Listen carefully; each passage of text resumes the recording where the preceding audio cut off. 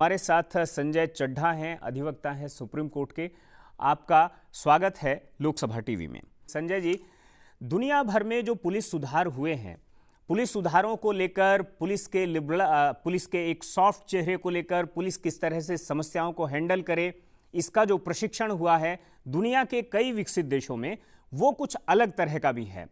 और जिस तरह के महकमों में इस तरह के सीसीटीवी कैमरे लगाने की बात हुई है, तो जहां पर सीट है, सीट के ऊपर सीसीटीवी कैमरा लगा है, किसी तरह का मिसबिहेव, किसी तरह की रिश्वतखोरी, किसी तरह का इंटेरोगेशन, ये सब नहीं हो सकता क्योंकि वो एक कंट्रोल रूम की निगरानी में है। और इसलिए कहीं ना कहीं चीज़ों को ये कहीं ना कहीं ये तकनीक बहुत कामयाब और कारगर साबित हुई है। बिल्कुल सही आपने कहा रणबीर भाई कि ये जो है तकनीक बहुत बहुत इंपॉर्टेंट है। देखिए, निश्चित तौर पे ये जग निहित है। आदरणीय प्रकाश जी बैठे हुए हैं, उनका मतलब मैंने उनके साथ कई बार शोज किए हैं और वहां पे और उनका बहुत बड़ा एक इनका योगदान है पुलिस रिफॉर्म्स में भारत के अंदर, जहां तक, और ये एक मील का पत्थर है मेरे हिसाब से ये जो जजमेंट है। और इस जजमेंट से देखिए, ये आपके पास डाटा है आज। उन्होंने जो सिफारिशें की थी वो तो अभी भी पेंडिंग ही है। बिल्कुल सही बात है। उसका कारण उन्होंने खुद स्वतः बता दिया कि ये कारण है, इस वजह से पेंडिंग है। जहां पे सख्ती की आवश्यकता है वो सख्ती की बहुत आवश्यकता है। आप ये देखिए, जहां तक आपने कहा कस्टोडियन डेथ, कस्टोडियन टॉर्चर के अगर रिपोर्टेड मामले भी मैं गिनवा दूं आपको, तो वो भी अपने आप में काफी बड़ी संख्या में। कैसे? और देखिए, इस जजमेंट की जिसमें कि 10-12 पॉइंट मेरे हिसाब से निकल के आते हैं जो बहुत अहम है कि किस किस जगह पे सीसीटीवी, कोई ऐसी जगह नहीं छोड़ी जहां पे front gate, entrance, back gate, जहां पे रिसेप्शन है, लॉबी है, कॉरिडोर है, पुलिस इंस्पेक्टर का जो रूम है वहां, आईओ का जहां इन्वेस्टिगेशन करता है वो जगह, हर जगह पे सीसीटीवी, इवन टॉयलेट्स और बाथरूम के बाहर वाले जगह पे भी वहां ले जाए। यानी कि पूरा जो क्षेत्र है एक पुलिस स्टेशन का, उसका कोई भी कोना भी नहीं छोड़ा जाएगा कि जहां पे ले जाके कोई गलत काम या गलत व्यवहार किया जाए। देखिए, फंडामेंटल राइट है हर व्यक्ति का। हमारे को राइट टू लाइफ दिया गया है और सुप्रीम कोर्ट ने आयोटा ऑफ जजमेंट में कहा right to life means right to dignified life. आपको किसी को आप में मालूम भी है, पुलिस वाले को या पुलिस के व्यक्ति को ये पता है कि इसने ही क्राइम किया, आप उसको बाध्य करके थप्पड़ मार के पिटाई लगा के नहीं करवा सकते, ये कानून की व्यवस्था है। लेकिन क्या ये फॉलो होती है?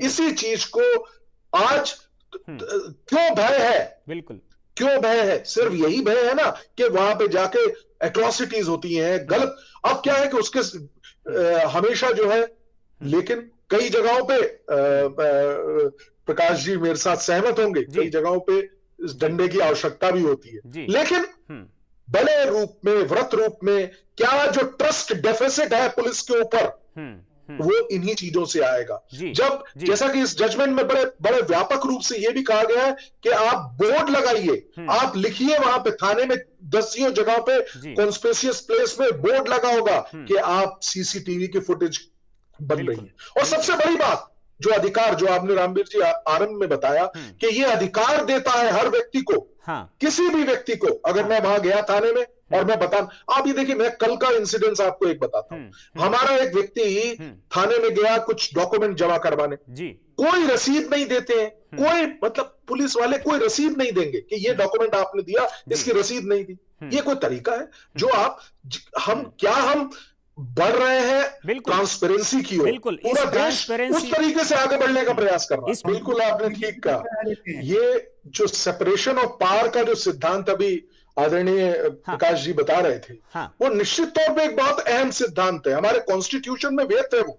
लेकिन आप देखिए, आप अभी कहा सर ने कि एफआईआर करवा के दिखा दीजिए, एक हरकुलियन टास्क है एफआईआर का।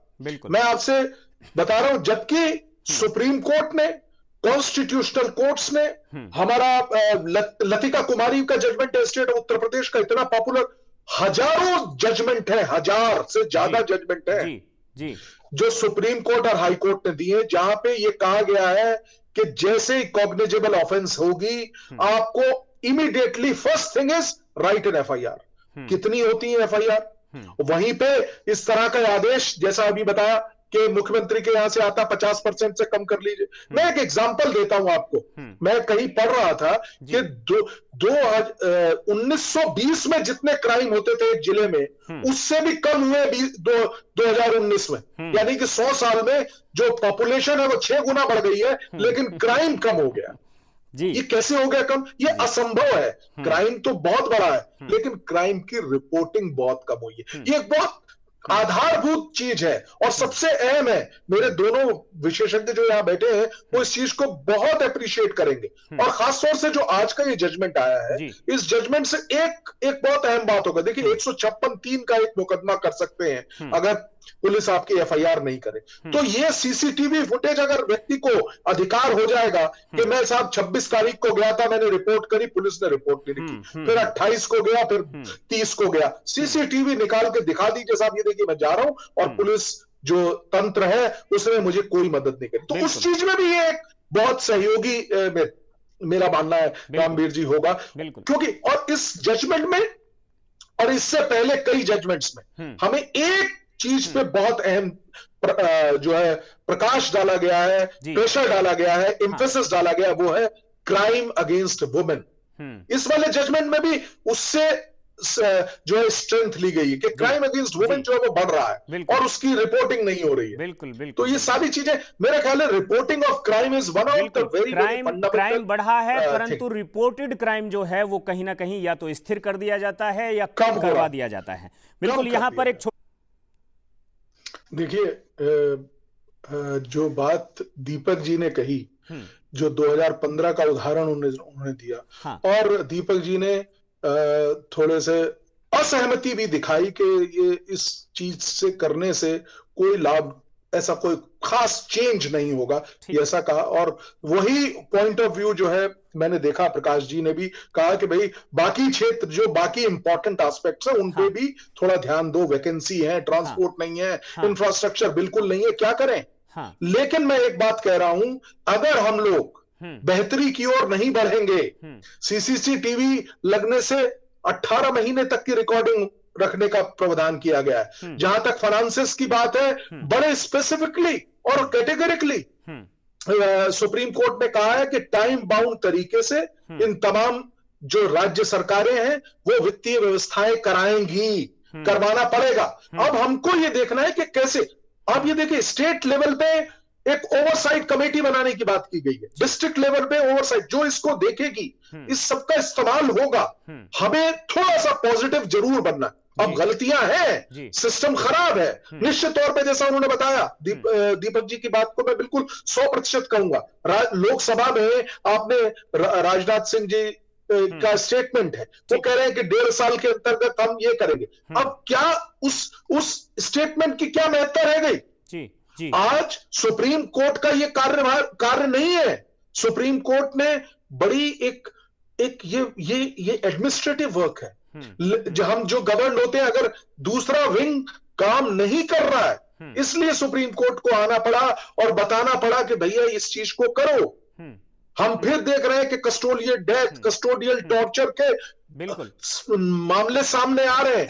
मैंने आपको कल का उदाहरण दिया, दिल्ली का उदाहरण दे रहा हूं मैं आपको। दिल्ली में आप किसी भी, ये पूरे देश में है, आप कोई थाने में जाके कागज जमा करके दिखा दीजिए और रिसीविंग कहना है कि एफआईआर एक करवा लीजिए। कहना है कि शायद सुप्रीम कोर्ट का और सबका ये काम है कि नागरिकों की जो सुरक्षा है वो सुनिश्चित हो। अगर थाने के अंदर हिरासत में आदमी को मार दिया जाता है, और जीवन तो फंडामेंटल राइट है, और अगर उसके फंडामेंटल राइट को ही छीन लिया जाता है हमेशा के लिए, तो इसका मतलब उसमें सबको बीच में आना चाहिए, और सुप्रीम कोर्ट भी उतनी बड़ी अथॉरिटी है उसमें। रामवीर जी 100% आपने कहा। हमारे देश में जो सेपरेशन ऑफ पावर जिसका जिक्र प्रकाश जी कर रहे थे, वो स्ट्रिक्ट सेंसेस में नहीं है। हमको ऐसा नहीं है कि जुडिशरी को सिर्फ जुडिशरी का काम कर रहा है। यही तो ब्यूटी है हमारे कॉन्स्टिट्यूशन की। हम जो है ये है कि system of checks and balances कहते हैं इसको। हाँ। हम सिस्टम ऑफ अगर किसी विंग ने अपनी एफिशिएंसी से काम नहीं किया, दूसरा विंग जंप कर जाएगा।